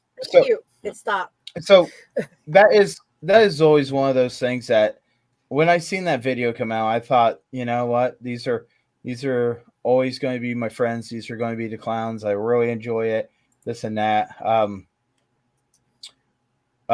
Buttermilk was always constantly near you. He stole a baseball. No, he stole a barrel. Stole a barrel from Lolly, and Lolly chased him down. But that's one of the things in haunts. You have a family. Absolutely. Sean, how many people or actors or this and that stay connected with you guys throughout the off season? I mean, as far as like the actors that we have, just for us, just for Spook-O-Ree, just about all of my core group talk on a regular basis. So 5, 6, 7 of them on a regular basis. Again, a lot of them are walk-ins, but kind of off of what you're saying. I mean, I talk to you quite often anymore. There's people that I talk to. I went to Midwest Haunters Convention this past summer strictly to catch up with all the people that I know through haunting because I hadn't seen them in a while. And the community as a whole is just, I mean, there's groups and organizations out there that I have been a part of or been aware of that are nowhere near as supportive or a family as the haunt community. Mm-hmm. I will tell you, one of the things about haunters, and I don't know if anybody's really paid attention to all of this. I want everybody to really know that the haunting community is such a wonderful community that we have here in Ohio, the Ohio Haunters Association. And it has a weekly check-in that actually started this Monday, and it's now a weekly one right now. And it's just for the haunters to get together to talk, be like, okay, well, I had this as a problem. Any suggestions? Hey, what about this? What about that? And the great thing is that we do it monthly, but during the haunt season, we do it weekly just because we know that sometimes haunters need to vent. They need to talk about stuff. And that is one of the greatest things about the Haunters Association here in Ohio. We try our hardest to keep a tight net going. We really didn't have any meetings this year, but that's going to change. There's some things coming up down the pipe. I know for sure. Chainer's Haunted Secrets is even talking about having a get together. If we do, all haunters are welcome. People that are interested in the haunts, people that are interested in just learning more about stuff, they're welcome. We're pretty sure we know where it's going to be. We're pretty sure that we know about what time of the year it's going to be. It's going to be almost like in the middle of the year between Halloween and Halloween. So if we get this off the ground, it'll be in May. I gotta say that Lollipop's already okay with this idea of doing this because it'll be around our anniversary. But I do have to ask. You said between Halloween and Halloween. Is there actually a time between Halloweens? Isn't Halloween all year round? For some of us, yes. For a calendar, no. Okay. For people that tell me to put my skeletons away, no. But yes, so that is one of the biggest things. One of the pictures you showed actually had one of the stickers from OHA, and in the skeletons were at the ball field. Yep, I seen that, and seeing Maximus's name in one of the crypts, I can clearly see how OHA is wonderful for you to be part of it. We would love to get more haunts to be really, really part of it. And, we know that there's a lot of things. But this is also a thing that us here at Chainer's Haunted Secrets and the Allight Network, we love haunts so much that we're willing to start putting stuff together. That way people from possibly out of the state of Ohio could possibly come to this, meet and greet, and maybe have some teaching classes along with this. I mean, it's possibly in May, so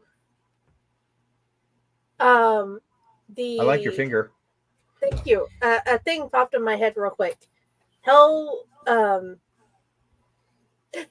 Dungeon on their YouTube page. Raz T. Slasher and his group have set up free training videos for haunters. Any haunter that wants to watch them, they can learn from them. Yep, absolutely. But as we're at the 2-hour mark, I want to tell everybody thank you very much. And my biggest question for everyone that watches these videos, I need to know, what haunts are you going to go see this year? What haunts are you thinking about going to? And send us the information for these haunts, because your haunt that you go to that you like so much could be on this show, and then you might get a backdoor access to seeing and hearing how this haunt does some of their stuff, and that is one of the wonderful things. I do want to thank Sean. I think that's his name. I've never met him yet. I got the name tag. Yes, you do. I want to thank Sean for talking about Spook-O-Ree, because honestly, this was one episode that I was waiting and wanting, and we finally got on the schedule. Everything was working in our favor. McLovin, love having you around, and I love having you on here. If you find time in your schedule and one of these shows are coming up, please say something and we'll get you back on here, and we'll pop you as a assistant guest again.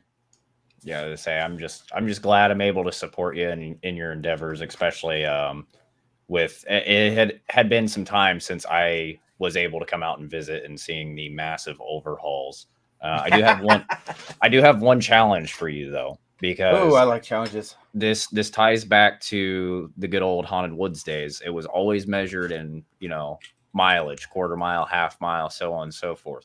Those little things that you roll on the ground and it gives you your yardage marks on it? Yep. Since you've done the upgrade, run that through your trail, because I'm curious how long the actual walk path is. So I will have to do that. We tried doing that a while back, and it was a questionable, okay, did we do this right? And you know what? We have actually extended it this year, so we'll have to redo that. I know we just depends on how you people go through is what time frame. I will also tell you another thing. At our field, I would like to tell everybody, please quit asking if we have an age limit. It's never been an age limit. It's a mentality. Do you think you can handle it, or do you not think you can handle it? And that's the true thing with ours. We invite everybody of all ages. I mean, it just depends on how you were raised. And it's not a matter of distance. It's a matter of how fast we can make you run through it. Man, that's fair. Just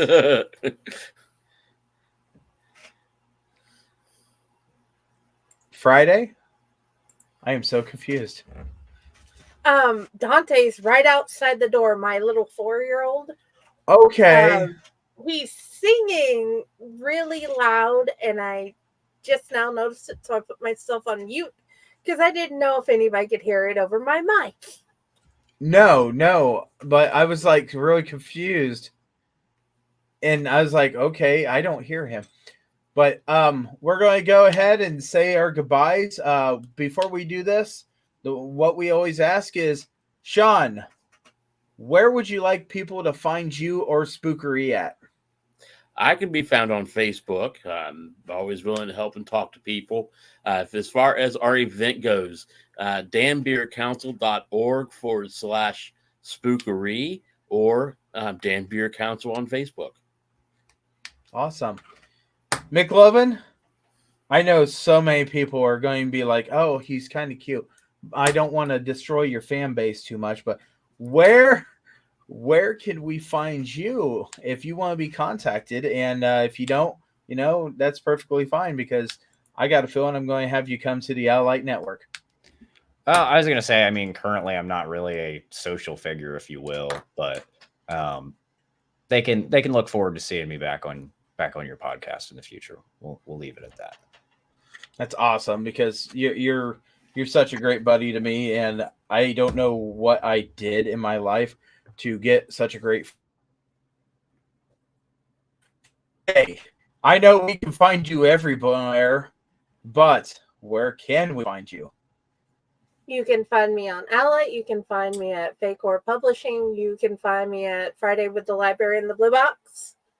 And you can find me on my author page under Jennifer Elliott. And I would also like to say, yay, finally a clown dancing video on the show. Yes! I didn't even think about that. Yes! We've been trying to get a clown on the show. That's awesome.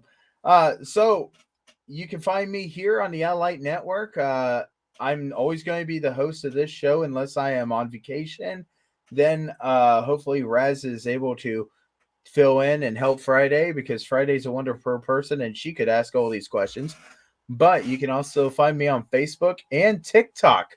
And yes, when I say TikTok, you can actually find some of the videos of my haunt and me working on stuff at the haunt. I know that a lot of people have been starting to follow this. I'm never going to be one person that is ever going to be able to go live on TikTok unless everybody jumps on there and says, yes, we want to watch this stuff.